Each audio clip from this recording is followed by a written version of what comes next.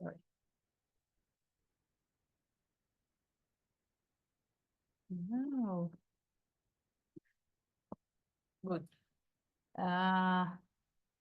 Okay, so I really thought about how to manage this kind of reinforcement today, and I said to myself, okay, maybe I would like to show you how did I pass this course when I was a student.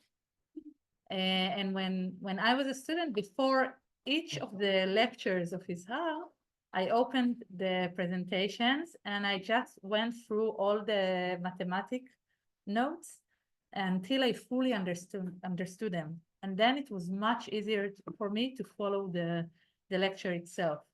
And this is something that I was also doing in my first degree. So I thought to myself, maybe this is a nice thing that at least now, at this stage of the course, which is the hardest mathematical part of the course, we can do it together at this kind of reinforcement. Okay, so at this one, I wish to repeat the things that Ishaq taught you at the Poisson process. And on Wednesday, I wrote you that I want to do a long recitation that will start, that we will take the parts from his lecture and study them together, okay? And then by next week, Sunday, we can do this, but for the next subject. Okay, so we will minimize the differences. Great. Okay, so I think there is this around this slide over here. We start talking about what are we doing now in the course. So we say that we have this stimulus, there is a sensor, and then we believe that there is a function of a firing rate.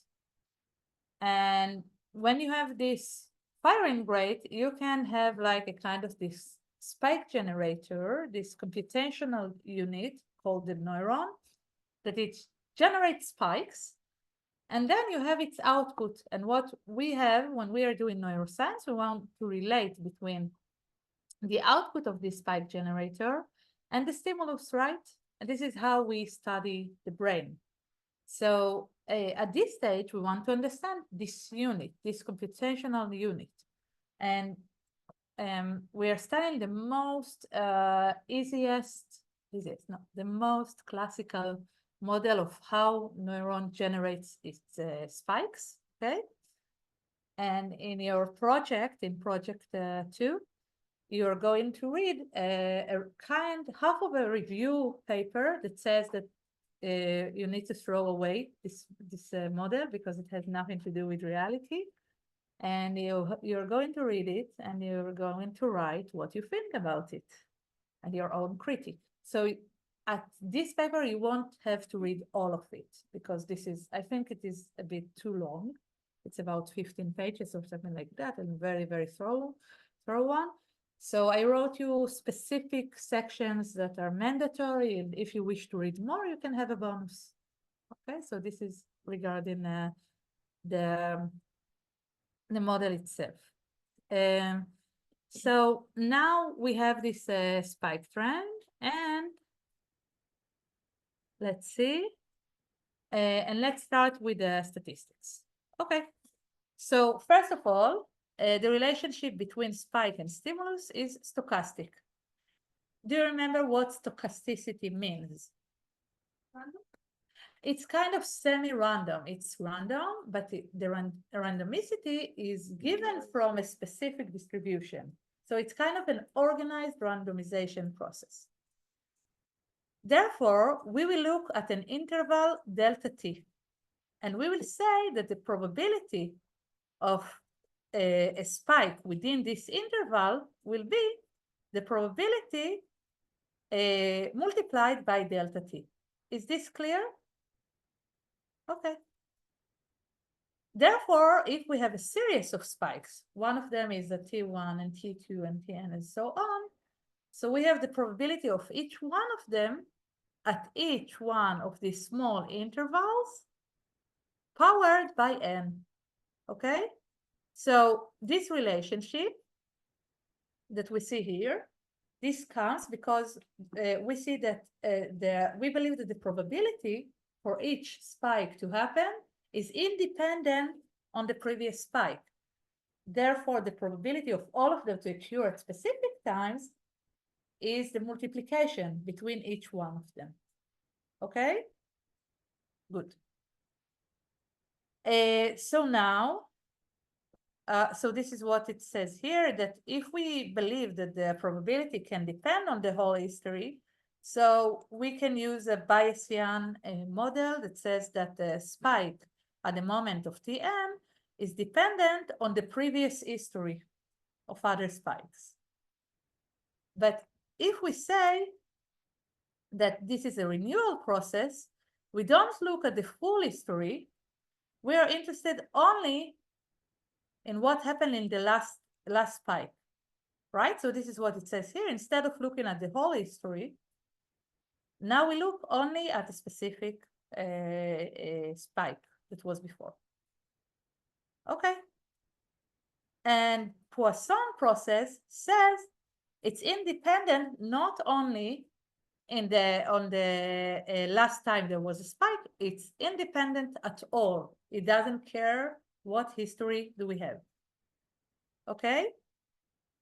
By the way, I don't know if I fully agree with this terminology here, because I know that Poisson process is another way of renewal process, but it's kind of small details. So. Any questions so far? No, not good. I mean, like, okay, so let's move on.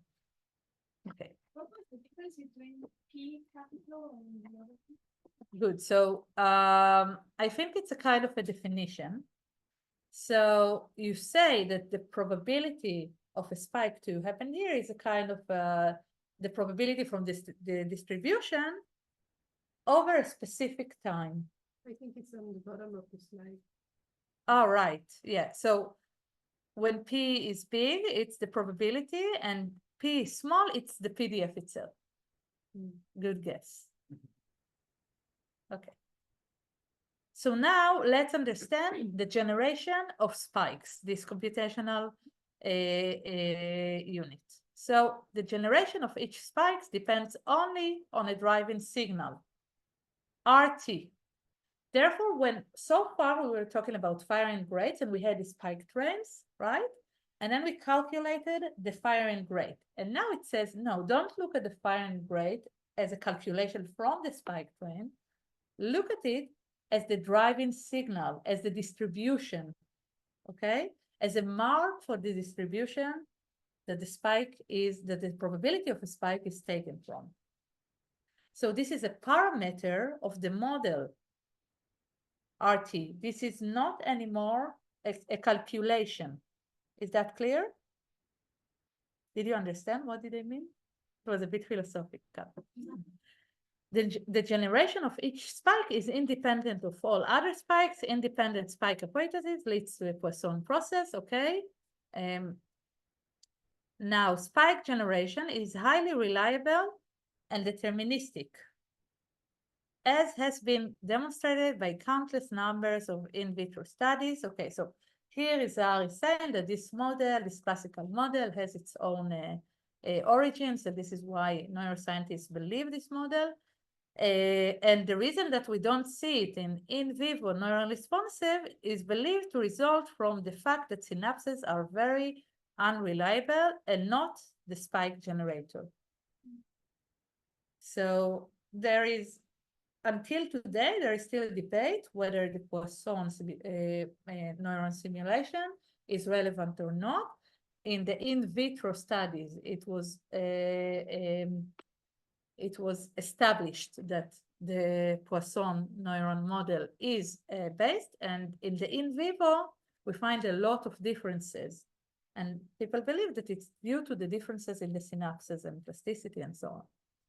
Okay, and here you can see for example, when you have the in vitro current injection, you have this spike train, which is almost regular. And when you have the in vivo, you can see that it's much less organized, right? And this is also when you inject the current by using an electrode, and also when you use in vivo visual stimulation. Okay, and this is also a bit old. Okay. And now we are still at the level of definitions. By the way, I forgot to say that when we read kind of these mathematical explanations, we always begin with definitions. Also in your code, the best thing to begin with is definitions. It's much more organized this way. So we had a definition for what is a Poisson process and renewal and the probabilities and so on. And now we can start with the, and in a minute we will start with the mathematical proofs themselves. So the last definition that we have is the differences between homogeneous and inhomogeneous Poisson process. And if you remember the idea of the frog that I told you about, is that this frog doesn't care what was before, and therefore the probabilities are all the time the same. So this is an homogeneous Poisson process because the kind of this matrix, this stochastic matrix, stays the same for whatever time and whenever this frog is standing. And an inhomogeneous Poisson process is the one that depends on the time. For example, the number of passengers going through an airport is an inhomogeneous Poisson process because there is a difference between night, day, different hours along the day, okay? But the probability stays the same. Okay, now let's start with the proof. So, by the way, so far, any questions? Yeah, Yes. then I have, When we were looking at that, like the very regular track, that, like, it was under Poisson, but that is not how the Poisson distribution looks like, right? The integral. This, yeah. that's- What do you mean by it doesn't look like? It might look like this, oh. but it's still a matter of debate. If it is really, But the so if you were to just simply like predict, like to generate a spike train from Yes. Poisson, would it look like that? Like the in vitro? yeah, the in vivo. In vivo, okay. Yes. Okay. It should look more similar to the in vivo, but still, some people say it's still not Poisson. Would this in vivo then qualify as an inhomogeneous spike train? So we don't really these kind of questions are more kind of a theoretical questions. It's really funny that they're funny. It's really interesting that they're still open. Last year when I was at the SFM, which is the biggest conference in the world for neuroscience, there were a bunch of posters regarding the question, are neurons Poisson? And I also gave you, I think this is a very nice paper in this in the next project, that it's from 2023, so really not very long ago, that they argued that no, neurons are not Poisson, and they can be maybe generated by different kind of computation, but it really is still open. And to be sure, in vitro current injection will be an homogeneous Poisson process. So I think here Izar wanted to say that in vitro current injection is a regular one. Yeah. And for a very long time, and it was believed that the relation between the in vitro and the in vivo is made by the difference to Poisson neuron. So it becomes less regular, more stochastic. Okay. It was just to have a visualization of homogeneous Poisson process. Does it look I like it? think, yeah, in a way, yeah. Okay. Okay. yeah, then Yeah, sorry. I have a question in the chat. Yes. So when we talk about Poisson distribution, we talk about Poisson distribution for one neuron. Yes. I mean, not for a population of neurons. For population of neurons, we get another distribution. So this is a very, very good question. For population, we are not fully sure what we see. There is, this field is called the spontaneous activity of neurons. And it's, some people say that they see kind of reverberations of the stimuli that we get during the day. Some people see that they say that they see kind of memory or learning going through this spontaneous activity. And this is a very growing, very widely growing field nowadays in neuroscience. I hope that this is a good answer to a very, very, very good question. Fine, thank you. You answered yes. Okay, so let's start with the mathematical proof. So mean firing rate of a cell is constant. Therefore, RT equals R, okay, because we are looking at the homogeneous. Therefore, every sequence of n spikes over the same fixed time interval has an equal probability, right? So if we take a time and then we ask ourselves, how many spikes could there be there? So over this fixed time, it is the same probability. Okay. Now let's formulate it mathematically. Does the spike train with the probability of P of T1, T2, and so on of n spikes can be expressed by a probability function that considers only the number of spikes within a duration T, right? So instead of saying we look at each spike at its exact moment, now we look at the probability of number of spikes during a duration of big T. Is that clear? But the probability of spikes in the moment is like, it's nothing, it's zero. Right, it's not zero because you're making this limit from T. In a minute, we will take this T and it will go into the limit of zero. But now we start with some size of T, let's say 100 milliseconds or something like that. So it would be more like an interval? T, this big T is an interval, yes. Okay. So,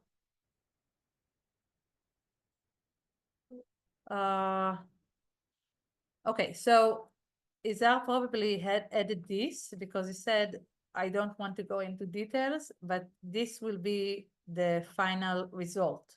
Okay, but let's go into details. This will be the probability of n spikes at an interval duration size T. And it will be n. Oh, we can understand this formula. Okay, so it will be n, how do you call it? Factory over the probability of n. And this is multiplied by the small size of delta t of each, right? Each spike within the small delta t over t. And this is powered by n. So let's understand this formula. So we see here n factory. N factory is all the ways that you can organize the spikes within a center. Yes, this is from combinatory, right? Do you know it? That you can. What is the way to organize all possible spikes? So this is n factory. Yeah, sorry. Isn't it like the formula that we saw in the last presentation where the 12 right, so this one is from binomial distribution. In a minute we will see it. But this here, it says like, let's say you have n spikes. Now you can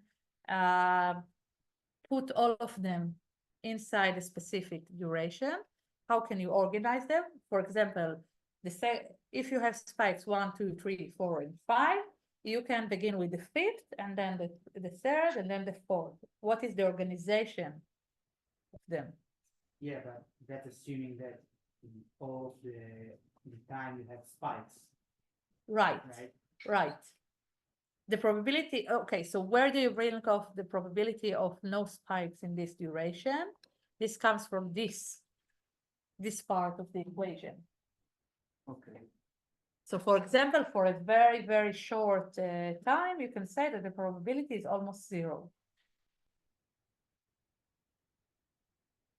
So the probability of spikes within a duration at specific times is the organization of all the spikes over the probability of spikes within this duration.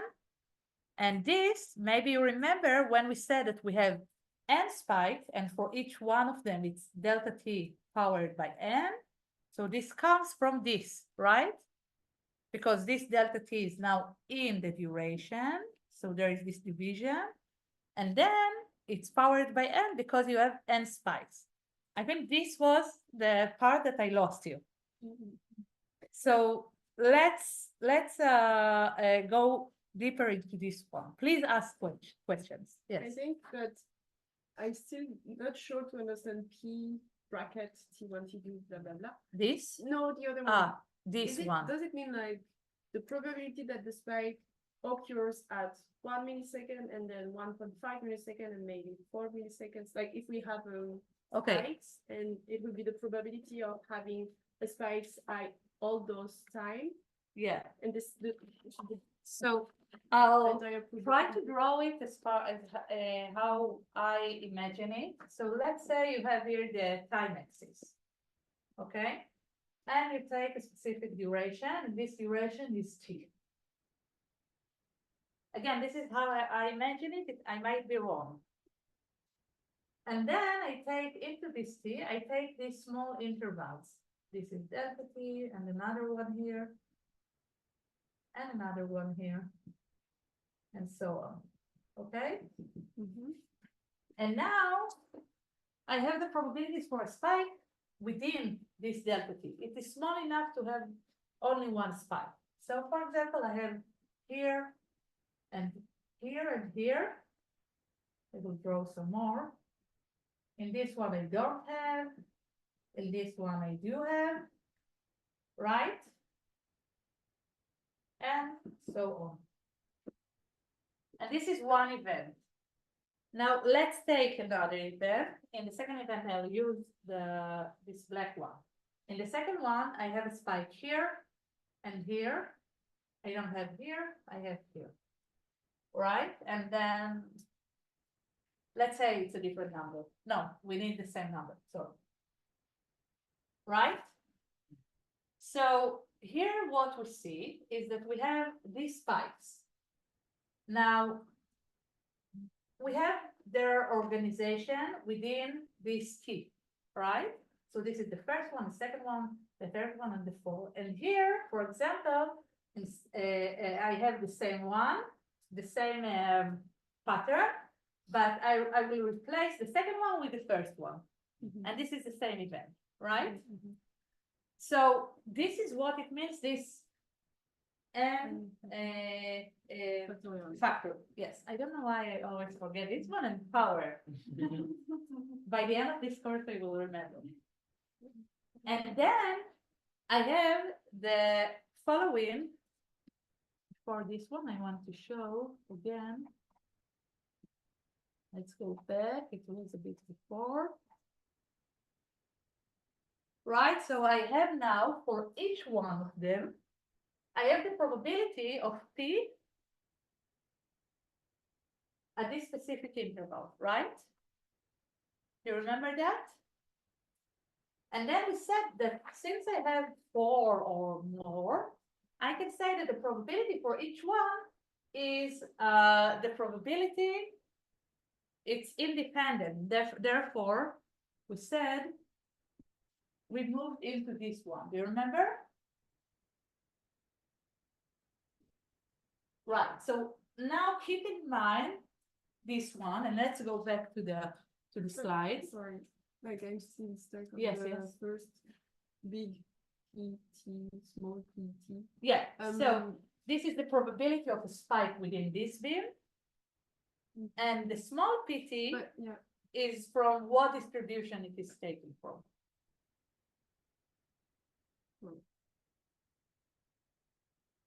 Is this more clear? Mm. Okay.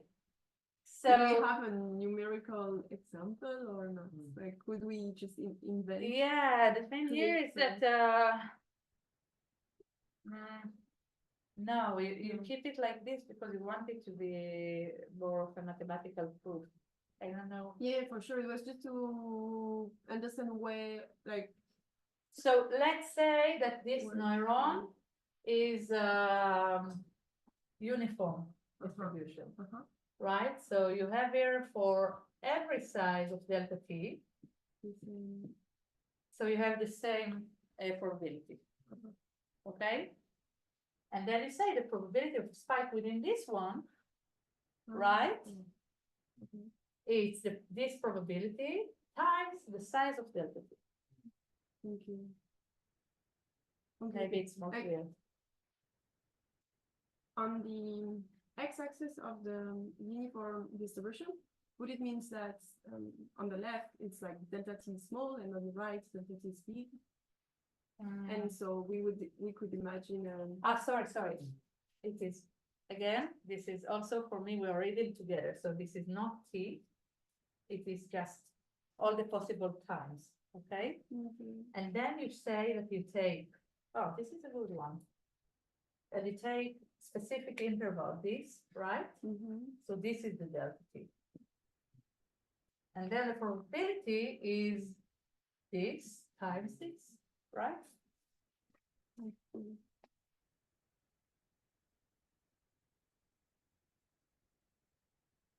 Okay.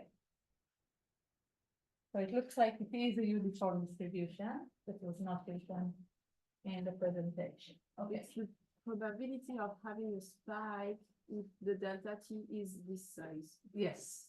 If we look at the brain for this amount of time, Yeah. we have this Yeah. probability. times And the- also when you can take this delta t also during this time, right?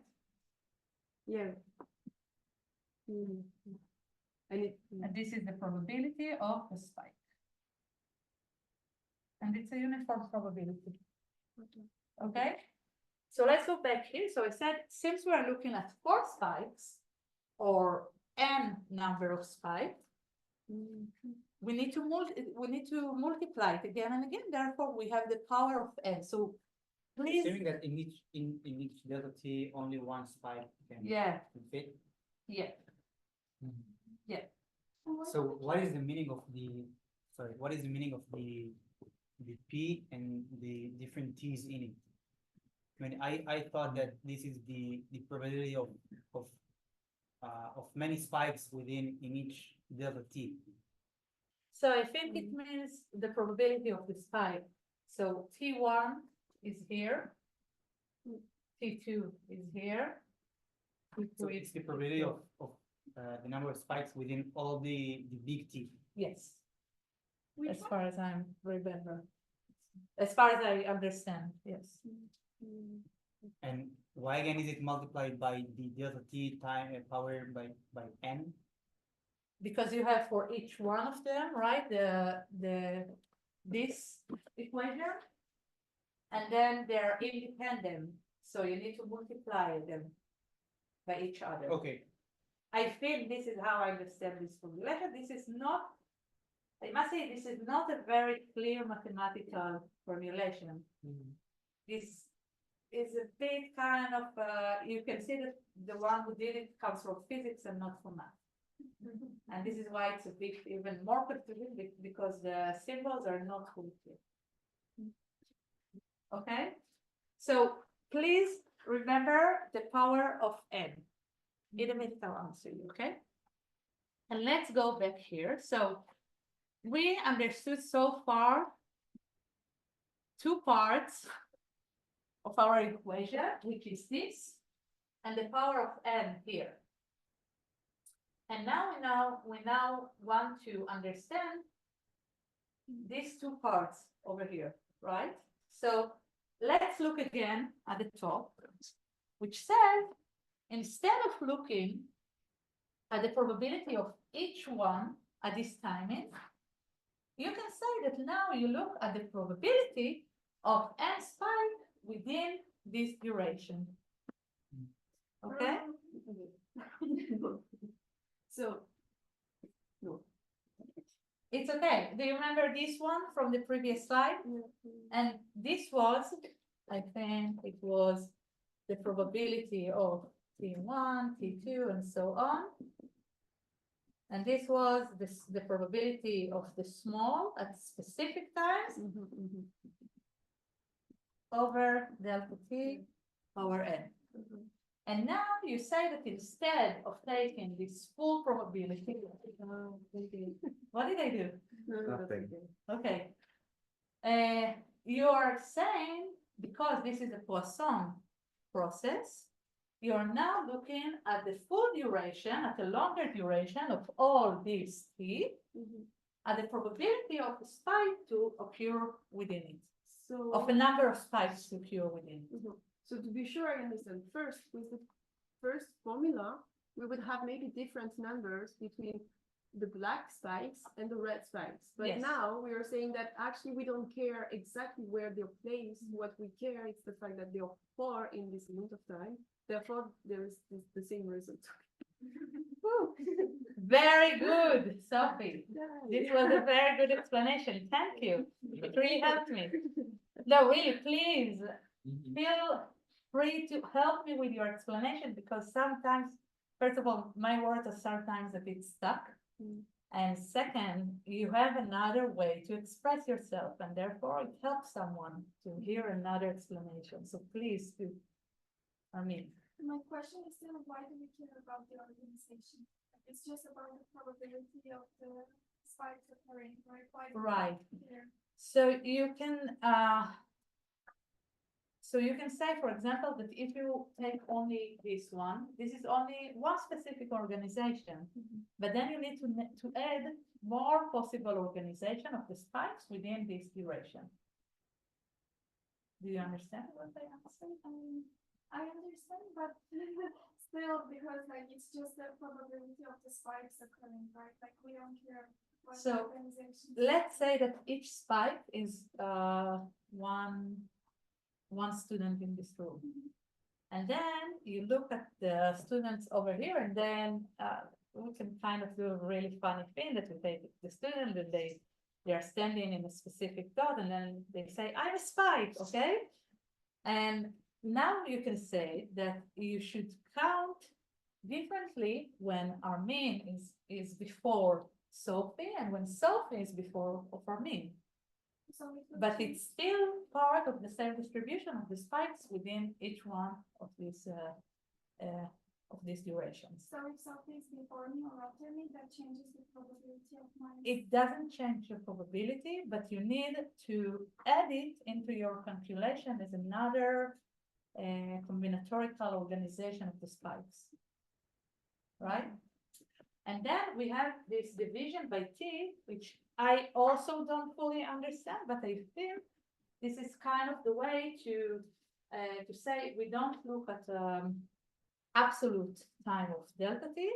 We look at it in relation to the big T. I think this is what we see here. Yeah. So when we basically turn the series of spikes that we have described as a stochastic process into P T of n, we're discarding the delta T's. Right? Yes. And that's why we find them kind of like in another spot of the equation there. Yes, exactly. And now I believe that in a minute we will kind of get rid of them or make a limit of to zero. But BT of n here just means like 6, for example, combinatorics of however they fit into like an interval. And then, okay. Very good. Okay. So now we want to see what is this probability over here. We want to assess it. Wait, isn't it like, if the delta T is really small, isn't it like, makes the whole equation like 0? Because if the delta T is really small part, and just one spike can fit into it, and then it's from the whole time, and then it's powered by n, then. So we have like kind of this more tricks from physics and so on that we can either put here like a kind of approximations, so it won't be zero. Because it Yeah, is but- true that if you put a limit to zero, it will become zero, and then you every simulation of your neuron is zero, right? And you don't want it. So we have other ways to go around it, and I think that we will see it in a minute, that you can use proximities of linearity and so on. Okay. Okay, but you're right that if we put here now delta t limit to zero, all Not of only this that, it's probability, really, really small number, it's also powered by n, so yeah, as much as spikes there is, the less. probability. exactly. So we will need to find a way to go across it because we want a model to fit real data, and we don't have only zero data within a neuron. Okay.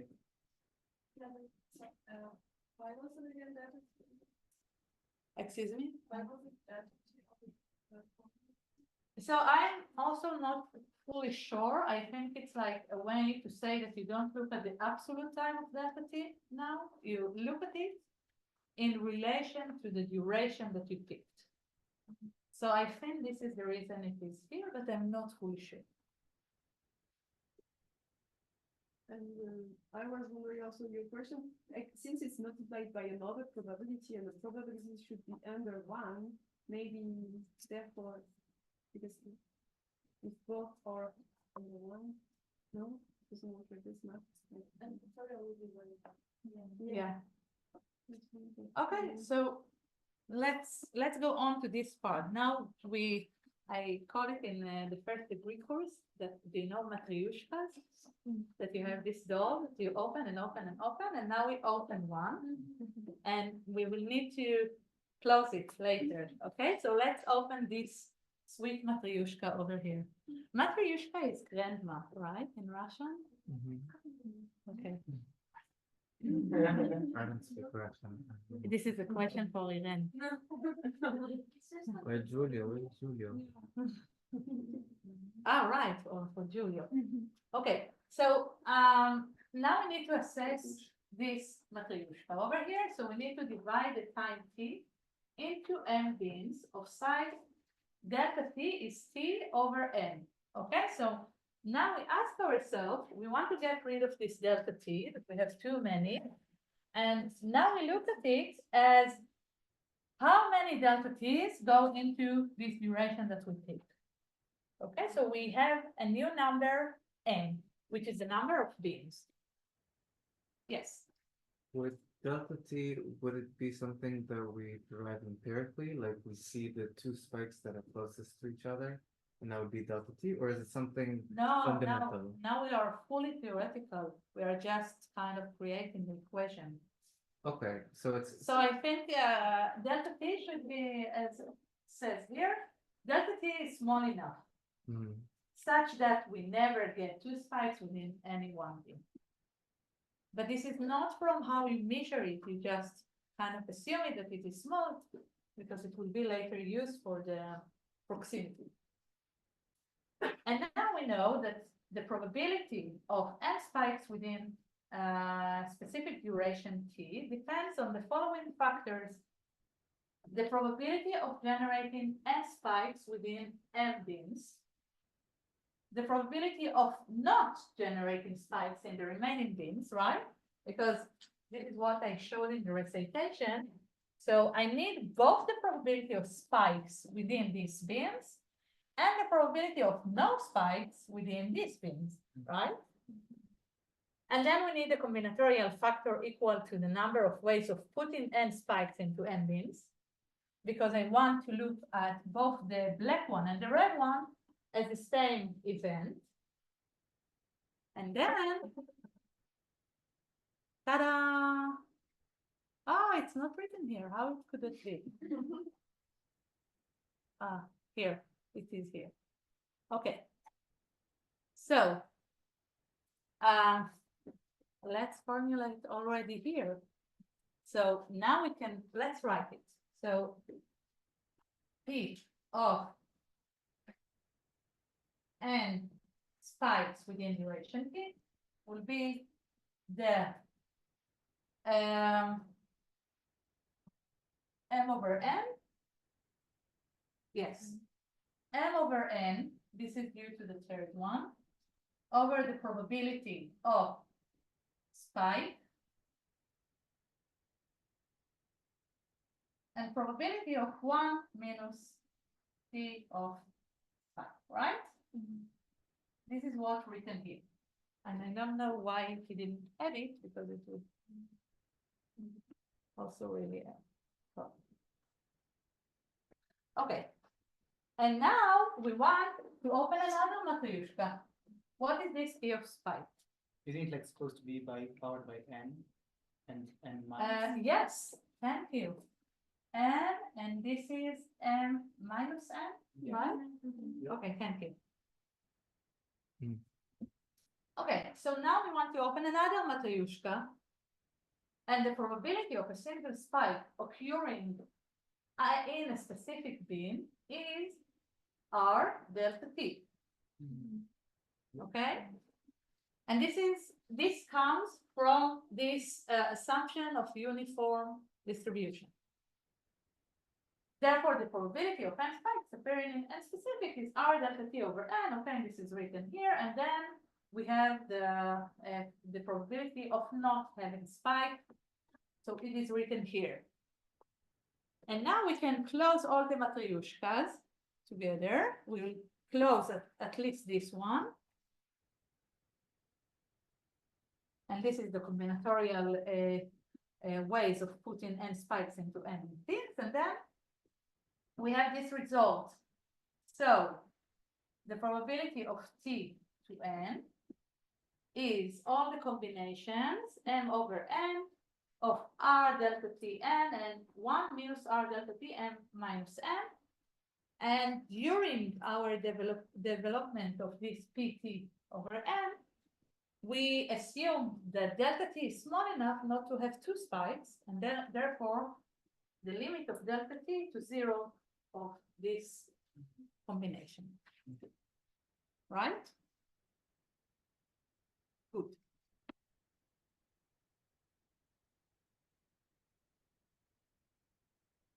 And now we want to get rid of the delta T. So let's see. When delta T goes to 0, M grows without bound, right? Therefore, M and M equals T over delta T. So as smaller as delta T is, we need more bins. Thus, we can approximate that M minus N is almost M. Is that clear? No. But n represents spikes. N represents the number of spikes, M the number of bins. Number of bins, number of spikes. So since delta T is very small, we can assume that M is really, really big. Then, therefore, we can just throw away the N.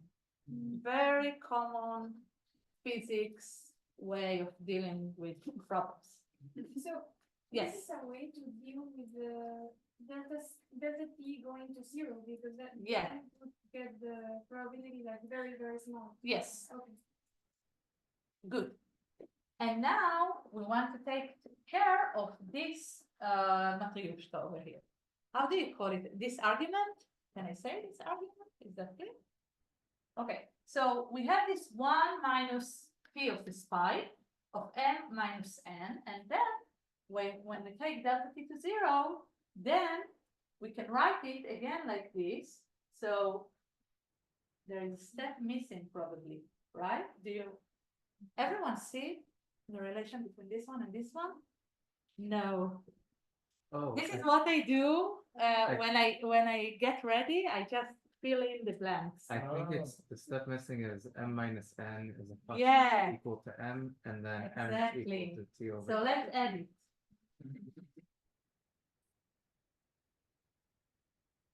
Of m minus n.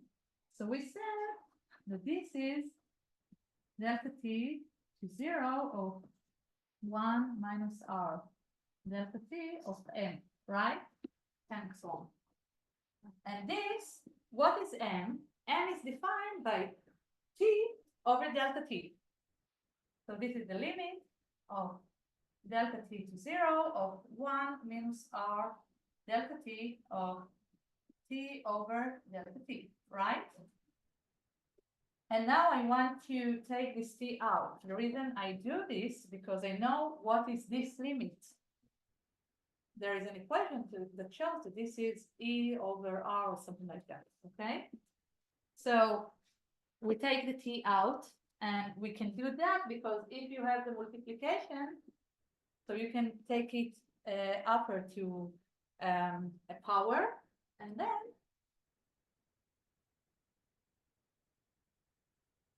we can do the following. Now we multiply both the power and the denominator by r, right?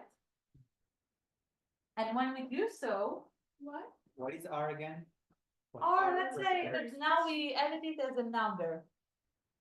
Okay, Can we do that?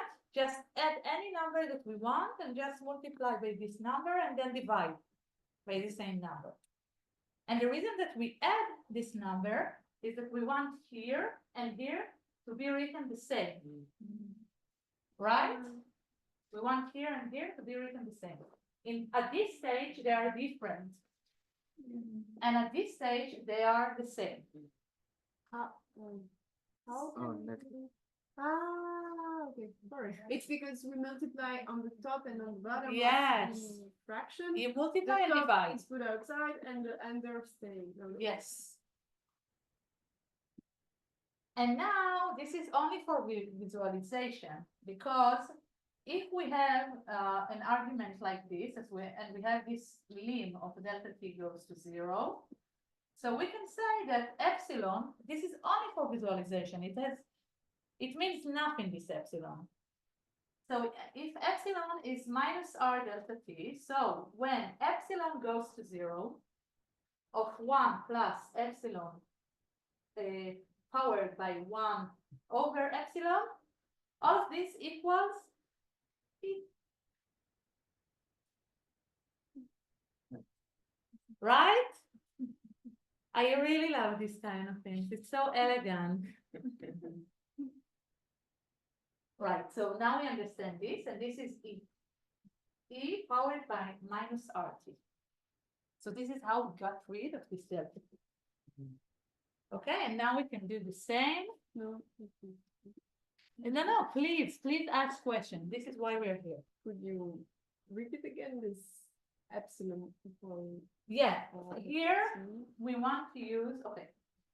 The thing that we want to do is to get rid of this limit. And how do we do it? We use this equation that says the limit of epsilon to 0 is 1 plus epsilon powered by 1 over epsilon, and this equals.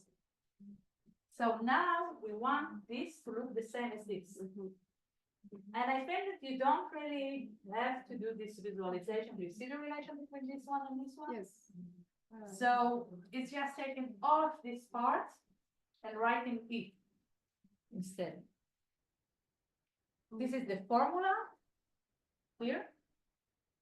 And this is our model. Why is E equal to 1 plus epsilon? This is a mathematical proof. I don't know if all of you seen it before? No. Because it is used in calculus when you want to calculate different kinds of limits.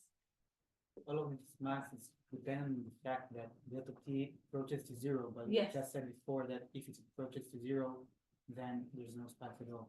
Right, but now we want to, again, tool it, this problem. Okay, So we're just I- ignoring the fact that from the last equation that if Yeah. delta t, okay, Yeah, but we need to check it. But we need to find a way how to approximate it without going to 0. I'll say it in Hebrew, אנחנו צריכים למצוא איך לעשות בכל זאת קירוב, שדלתה T הוא כן, Yeah, I בסדר? got כך it. שזה לא יהיה שווה ל0. yeah, I got it, but on the one hand you said that it's not, but right here you say that it is. The kind of the idea is that I'll take care of the problems one by one. Okay. I'll start with this and then I'll see where can I go to. Um, Yeah, That one plus epsilon one over epsilon, that's not just the proof, that's the definition of E, is not. Mhm. When E goes to, I E know. is the number that is equal to Yeah. the limit of this. yeah. What E represents. Yeah, you're right. There's an Yeah. alternate definition where it's like 1 plus 1 over epsilon to the epsilon. Yeah. power, and it equals the same thing. Yeah, thank you. Okay. And now please look again here. So we got rid of this ugly creature. And now we need to take care of this. Maybe we can approximate also this one. So we have this m over n. And then we know that m is much, much bigger than n, right? So we can say that m factorization by m minus n is m powered by n. Why? Because let's say n is like 1,000 and n is like 3, so you have 1,000 factorial Yeah, divided by like 99. 997 factorial. yes. So it's like it ends up being 1,000 times 999 times 998, and that's just a little bit smaller than 1,000 times 1,000 times 1,000. Wow. Thank you very much. Yeah, thank you. Great, so now we have this m and we need to use the definition of t over delta t.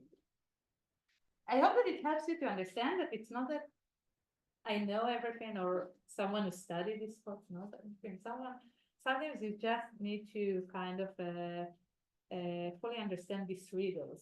It's kind of both them. But you can see together and try to do it together. Okay, and now as a result, we have this original formula and we can take out this m factorial by over m minus m factorial, and we can take off this one also. And then what we have here is we have, wait a minute. So here we are left with this n factorial, right? And here it should be m powered by n, which is t over delta t over n. And y is, okay. Let's, I see what step is missing over here. Let's add it. No, this is important. I'll do it maybe here. Good. So we have this m factorial over m minus n factorial and factorial r delta t over n 1 minus r delta t over m minus n.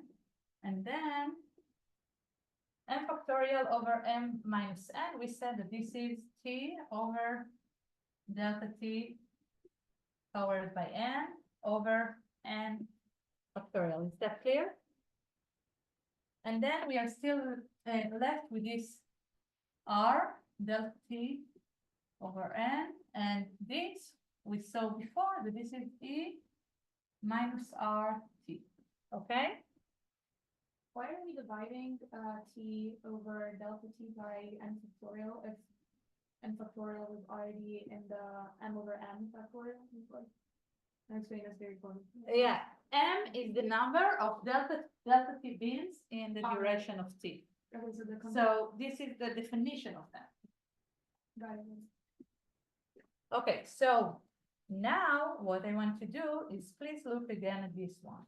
So I can also rewrite it like this: 1 over n factorial of t powered by n over delta t powered by n, r powered by n, delta t powered by n, e minus rt, right?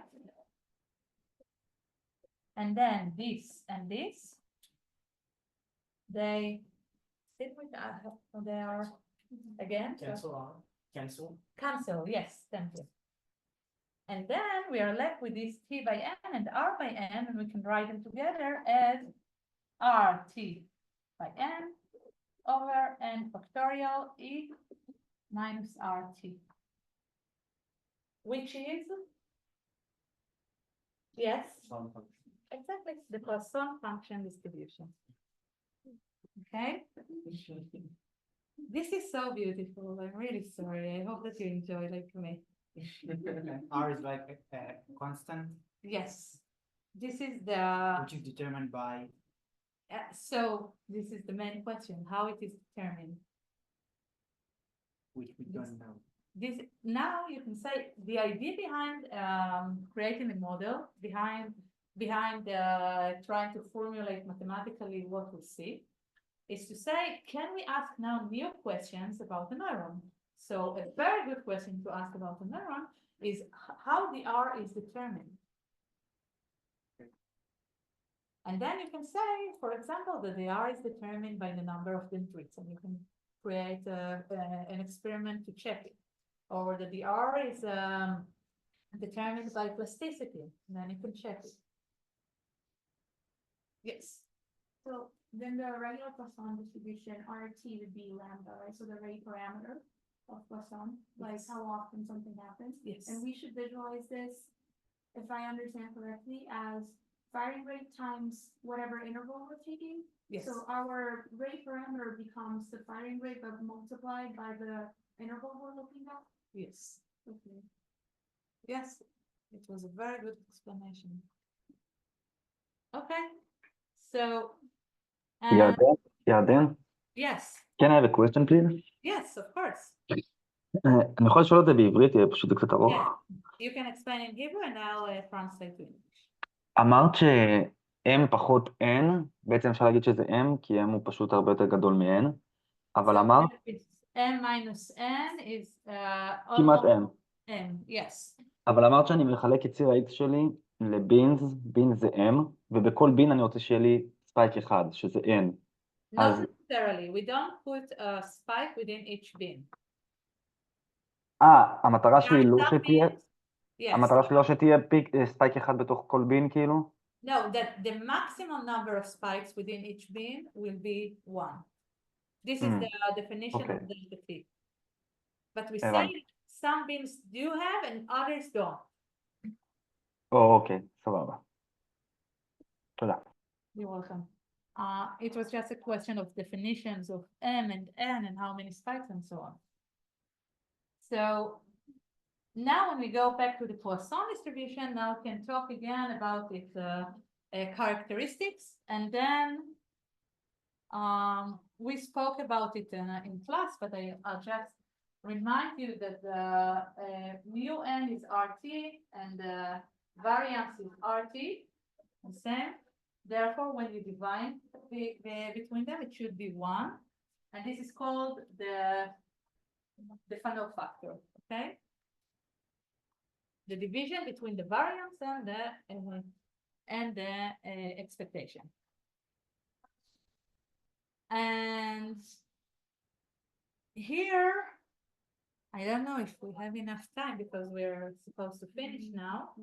But here they are kind of doing the same, he's kind of doing the same idea, but now he wants to look not at a number of spikes within each interval, which is spike count, right? Now he wants to see the distribution of ISI, of possible interspike intervals. And maybe I think it will be a nice exercise now for all of you to sit even in pairs and try to understand it together. You can do it in pairs or couples or so on. And then Izal was talking probably about the coefficient of variation, which is another feature of exponential distribution regarding the ISI. Okay? And I hope that this was more clear now. I have a question. Yes. So the formula that we saw is the probability of getting a spike within the interval, but this one, the one that we should plot in pairs, should be the probability of the interspike interval. So Yes. one is the spike and one is the interval. Yes. That's all. Okay, so maybe try now, and I really promise the Hebrew speakers that we will speak a bit in Hebrew about what we just were doing. So again, this Wednesday we have a very long recitation, which will be also part of Izal presentation and also part of my recitation. And I hope that after which you can solve at least the first question in the second project, which is to be submitted by June the 3rd. Good. Okay, good luck, and please write me questions in your email or WhatsApp or whatsoever about the first project. Okay. Thank you. Yeah. It's completely different from what I saw in Plato. You told us that when we talk about distributions, what we have inside the parentheses was mean and standard deviation. But in class we were going to see